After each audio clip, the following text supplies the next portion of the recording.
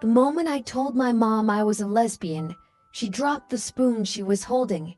It clattered against the counter, a small, sharp sound. But in that moment, it felt like an earthquake. The smell of soup filled the kitchen, the air thick with garlic and ginger and tension. She turned to me, eyes wide, frozen in place, and I remember thinking, this is it. I've done it. I can't take it back now.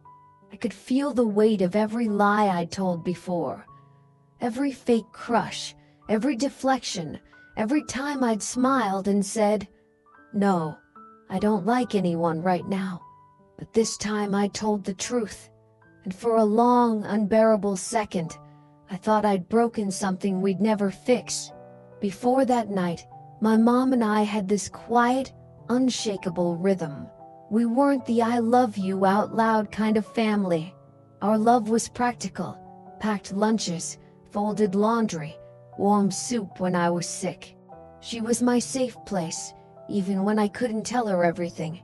But there was one truth I couldn't bring myself to share. From the moment I realized I liked girls, I knew that saying it out loud would change everything, and I was terrified of losing her. It's strange how fear doesn't always come from hate. Sometimes it comes from love. I wasn't afraid of my mom rejecting me because she was cruel. I was afraid because she loved me so much, and I didn't know if her love could stretch far enough to hold this version of me. So I hid. For years I played the role of the daughter she wanted. Polite, careful, quiet. When she'd ask, "So, do you have a boyfriend yet?" I'd laugh and say, "No, not yet." When she'd joke about me bringing a man home, I'd force a smile and pretend it didn't sting. And every time I did, I felt a little further away from her, like I was slowly turning into a stranger living in her house, until the night I couldn't keep it in anymore. It was late. I remember the hum of the stove and the sound of rain outside the window. We were making dinner together, like we always did when I came home from school.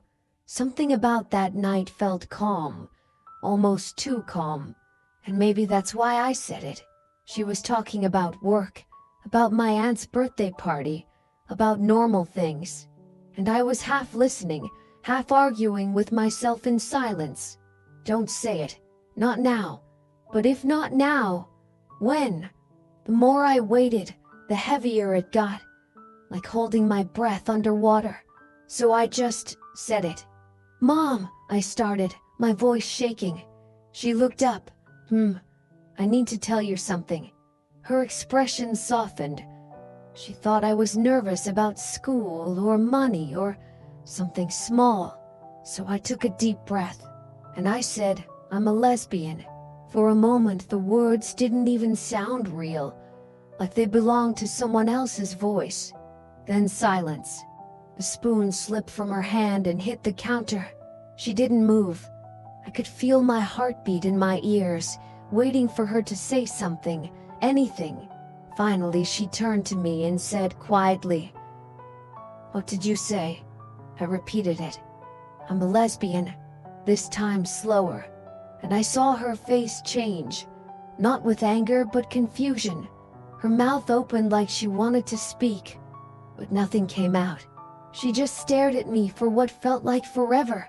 Then she turned off the stove, and in a voice I'll never forget, she said, "I need a minute." She went upstairs. I stayed in the kitchen, frozen. The soup boiled over, hissing against the heat. I turned off the burner, sat down at the table and just sat there. I don't know how long I stayed. Maybe an hour, maybe two. Every minute that passed felt like proof that I'd ruined everything.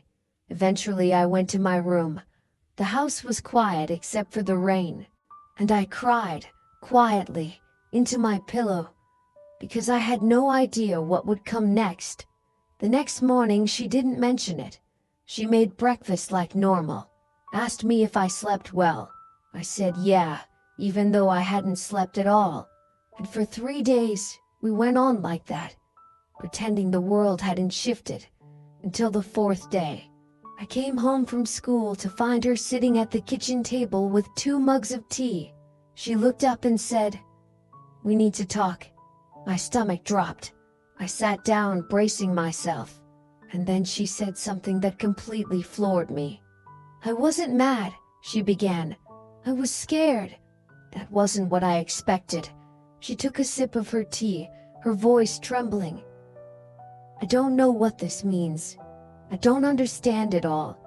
But I'm scared because I don't want life to be harder for you." I blinked, unsure if I'd heard her right. She went on. "When you said it, I thought about how cruel people can be, how they might treat you. And I froze, because I didn't know how to protect you from that. And suddenly I saw her differently. It wasn't rejection. It was fear, not of me but for me." Then she reached across the table and took my hand. "I love you," she said softly. "That's not going to change. I just need to learn how to understand this better." I started crying before I could stop myself, and she squeezed my hand tighter, whispering, "You're still my daughter. You always will be." That was the plot twist I didn't expect. Love, hiding underneath confusion and fear. Not perfect love, not instant acceptance, but real, imperfect, human love, the kind that's learning. Before that moment, I thought coming out was about truth.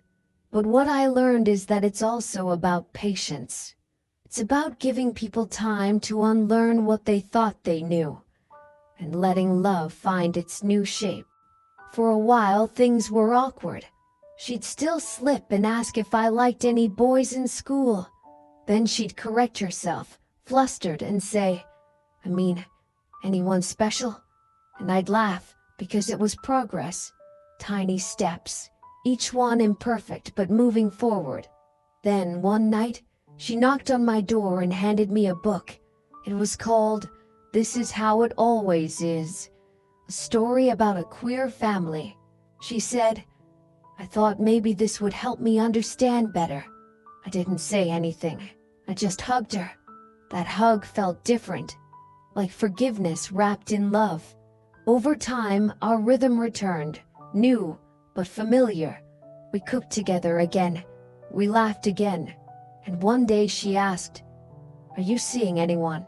I said yes, and she smiled. "Is she nice?" Just like that, casually, easily, like it was normal. And for the first time, it was normal. Because she'd stopped seeing my truth as something to fix, and started seeing it as just part of me. That's when I realized something important. Love doesn't always come in the way we expect. Sometimes it shows up quietly, learning, stumbling, but still trying. And that trying, that's love too. If you're listening to this right now, and you're terrified of saying those words, "I'm gay, I'm lesbian, I'm queer," I want you to know something. Your fear doesn't mean you're weak. It means your truth matters. And yes, it's scary, because you don't know how people will react. You don't know who will stay, who will struggle, who will surprise you. But what I've learned is this: honesty might shake the ground beneath you, but it will also build the life you deserve. Coming out isn't one moment, it's a journey. Your coming out journey, filled with small acts of courage that slowly build the world where you can finally breathe. And not everyone will understand right away. Some people need time, but time can be a beautiful thing, because time gives love a chance to grow. If your family, your friends, or even your mom don't get it at first, remember, it doesn't mean they never will. Sometimes love just needs to catch up to the truth. The night I told my mom I was a lesbian, I thought I broke something between us.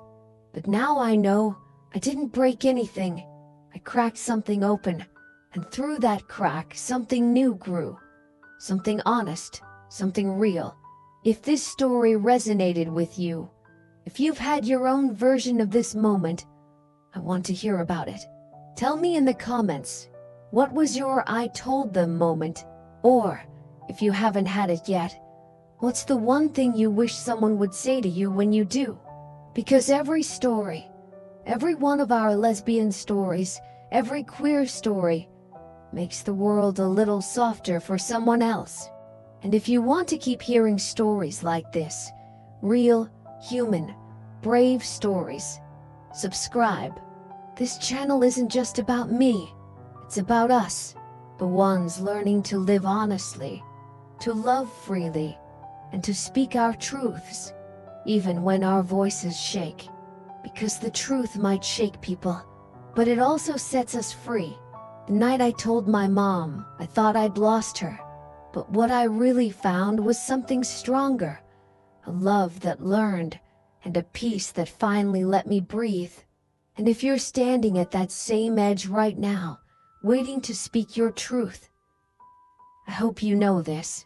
You are loved, you are valid, and when you're ready, your truth will set you free too.